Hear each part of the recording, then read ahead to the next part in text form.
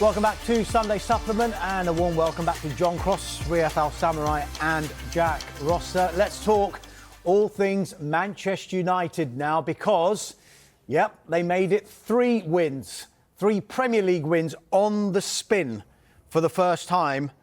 And I can't remember how long, but the first time definitely under Ruben Amorim because he made it back-to-back wins for the first time under his management last time out as well. Riath, it was a huge win for Manchester United. We have been here before. The word false dawn seems to be associated with that club in the past few seasons. But and I've probably asked you this question before as well, does this one feel different? It does, because it's the first time he's done it. I've been incredibly sceptical about Ruben Amorim, and it's going to take a lot more, I think, before I reverse ferret on that particular view. But look, it's 3 wins in a row. They're going well. I think the main thing is actually, even aside from the results, it's the positive signs on the pitch. We know what he's about, and we also know his limitations with this sort of absolute commitment to the dogma of his system. He's not for turning. So look, we make peace with that, and you watch it unfold. Now, what I saw yesterday, I think possibly the main things, aside from them actually winning a 3rd game in a row, you got guys like Cunha, guys like Mbemo, guys like Bruno tracking back, putting in a shift. You've actually now, for a lot of his reign, I've watched it wondering how much of these players actually buying into what he's telling them. I wouldn't ever say it's been a team that's really screamed of commitment to me. What I was watching yesterday and during this run, which we should remind ourselves is 3 games, so perhaps sort of hiring the open top bus is premature. But when we're watching that yesterday, you're seeing that it's very positive. They've obviously shown a few vulnerabilities towards the end. They sort of allowed that door to be opened again. But with United, we've got to be talking about baby steps, because they've got to start showing the signs of that progress. We are seeing it now. I still think the single biggest aspect in this is the blessing in disguise of not having European football. Amorim's got time to have them on the training ground to start actually working through this system to which he is so wedded that perhaps now they're starting to really understand it, grasp it. They've got time to have a breather. Now, what they've got coming next is actually the interesting part. I don't think it's a particularly threatening run of fixtures they've got. Obviously, Dyche is going to change Forest, so we wait and see what they come out of the wash looking like. But you've got Wolves in there, you've got West Ham in there. I think there is an opportunity now for United to finally build up that little bit of momentum. But we shouldn't forget that, what was it, before the Sunderland game, we're talking about it being must-win for Amorim. So, I'd imagine a crisis isn't terribly far away. But right now, right now, sure, let's sort of, get incredibly optimistic. There's Mr. Positives. John, we'll come to the formation in a minute. It was 3 wins in a row. The Sunday Express back page, they highlight the fact that it's finally happened for Manchester United, and maybe there is a bit of momentum there. I just want to ask you, John, about the recruitment, because that, above anything else, has come under huge criticism of late at Manchester United. And Riath touched on it there. In Cunha, in Mbemo, do they have now the foundation of something special and maybe something that they can look forward to and think, we've got some players here now that we can hang our hats on? You're not going to mention Šeško then? No, look, but, I think that there was an amazing stat, wasn't there, in the first, 10 or 15 minutes where he hadn't touched the ball. I mean, it was remarkable, Šeško. But then in the game, as it drew on, he was involved in goals, he's involved in setting up, and basically, I did think he grew into it. So I think that front 3, I think has got the basis of something there to build on and to work with, really. But the one that really catches my eye, and I've always been a Bruno fan, so please don't get me wrong, I'm not sort of kind of knocking him in any way, but Cunha, what a player. I love that. There's a brilliant picture, I think, isn't there? That one's on the back of the Express there, but then the Observer used it so well, on the sort of the front of theirs, and he looks made for Old Trafford. I love it. I love the way that he's embraced the shirt number, the 10. He just looks made for it. There's a bit of devilment there. He's so skillful. He's so talented. He just looks as if. We spent a few weeks in the summer, didn't we, discussing why on earth did players like Mbeumo and Cunha want to go to Old Trafford and Manchester United over other numerous offers that they undoubtedly had. Well, I thought last night showed exactly why. Because Old Trafford is still the theatre of dreams, and they have only got things to dream about at the moment because it is only 3 wins. But when they were in the groove then, when Mbeumo smashes it into the top corner for the 4th goal, and then also when Cunha owns the pitch in various points of the game yesterday, I thought he was outstanding, by the way, also at Anfield last Sunday. Honestly, there is a Manchester United legend in the making. He's an exceptional footballer who will only get better and better and better. And I love the way that he's ready-made for the Premier League. I love the way that he's ready-made for Manchester United. They have signed a great player. I don't think we should doubt what they've done up top, but they've left themselves hopelessly unbalanced in midfield. And so they've kind of done these, the 3 wins on the bounce without too much of a midfield, really. Casemiro did well again yesterday, bearing in mind the base that he's coming from. But they're crying out for a kind of central midfielder, really, to anchor that team and then also to make the defence more solid, to kind of run forward from midfield, to give them more options and link between the strikers.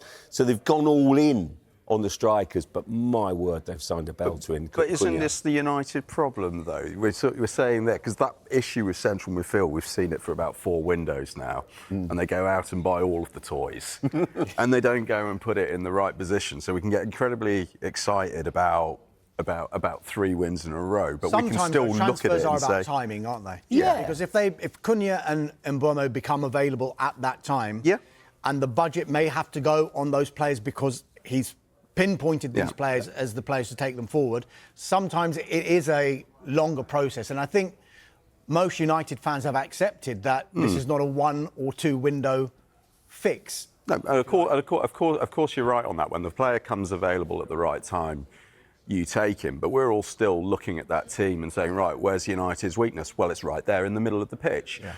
They haven't fixed that. So I'm not saying that it's a castle built on sand, but I'm kind of saying it's a castle built on sand. And at the same time, we're looking at Casemiro. He's gone and had a good game yesterday, and he's 33, and he's also costing about 375 grand a week. And very, very rarely is there a week where you turn around and say, that's really good value for money. Thanks for doing that. They need to plug a hole in that position. They need to do it badly. Now, look, obviously, I'm sort of playing the part of the miserable person here, which...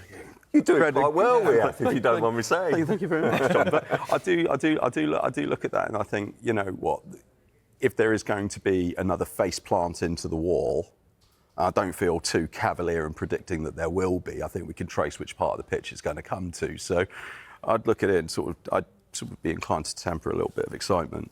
Jack, Ian Whittle, who was at the game for the Sunday Times, just picking up on something Riath said in an earlier answer about Manchester United not winning that Europa League final and maybe having a bit more time with Ruben Amorim in the training ground. He says, look, perhaps failing to win that game and qualify from the Champions League can be filed under blessing in disguise, heading if, as appears the case, United's players are finally benefiting from a lighter match and travel schedule and the chance to work far more extensively with Amorim on the training ground. Now, the narrative throughout this season has been on this 3-4-2-1 formation.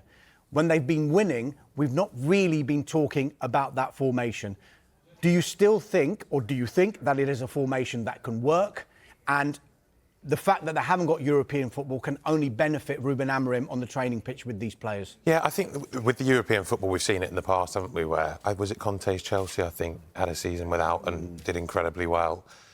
With all the excitement yesterday, and their fans are right to get excited, they've not seen a lot there, and 3 wins in a row is good for all these new players.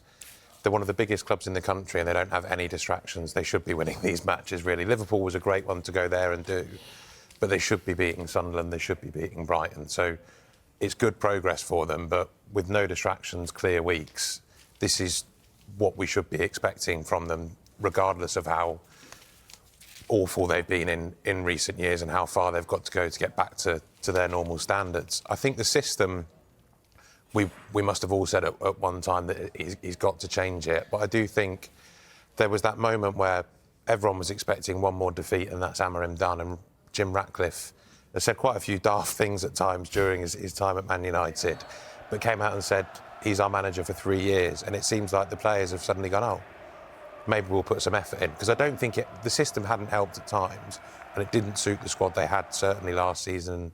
As we've talked about, there's a lot of work to do there still in getting the players they need for a shape like that. But effort and commitment and energy, we see so many managers. Slot was talking about it yesterday. Enzo Maresca was talking about it in their defeat yesterday as well. Not winning second balls, not winning duels. Put some effort in and you're going to get some results out. The players seem to have switched on that we're not going to see the back of them anytime soon. Let's probably start running and seeing if we can make this work. And it's paid off so far. Just finally on this, Riath, in the Sunday Telegraph, Mike McGrath, you were talking about what United can do, and before these 3 wins, it seemed to be week by week, Amorim's in crisis or he's turned the corner, and it didn't feel sustainable. He says, look, Amorim certainly eased the pressure over the past 3 weeks. Before this run of wins started, there was talk of him being a bad loss away from the sack. Now United are looking towards the European places again, possibly the Champions League slots. What does success look like for Ruben Amorim and Manchester United this season, and has that changed in the past 3 weeks? I think on the basis of where they finished last season, anywhere in the European conversation is going to be a huge transformation. I think we've done this now for 12 years where we reflex back to what United should be. What is Manchester United in 2025? Well, it's not a team getting outplayed by a fairly dismal Tottenham side in the Europa League final. It's not a side that's finishing in the bottom quarter of the table. So we know that's the starting point for this conversation. And clearly there has been progress made. But I think anyone who even looks at United and says, sort of top 7 or top 8 would be a good fit, it's absolute nonsense. It's still Man United, and it's still a club that's going out spending hundreds of millions every window. So you've got what would be a good season? Look, top 4 would be exceptional. I'd also say there's no chance of it happening. I'd say top 6. They've had a very good season, but again, it's watching and seeing if it sticks. It's seeing how long they can string it together. As I said earlier, they've got actually quite a kind run of fixtures coming up.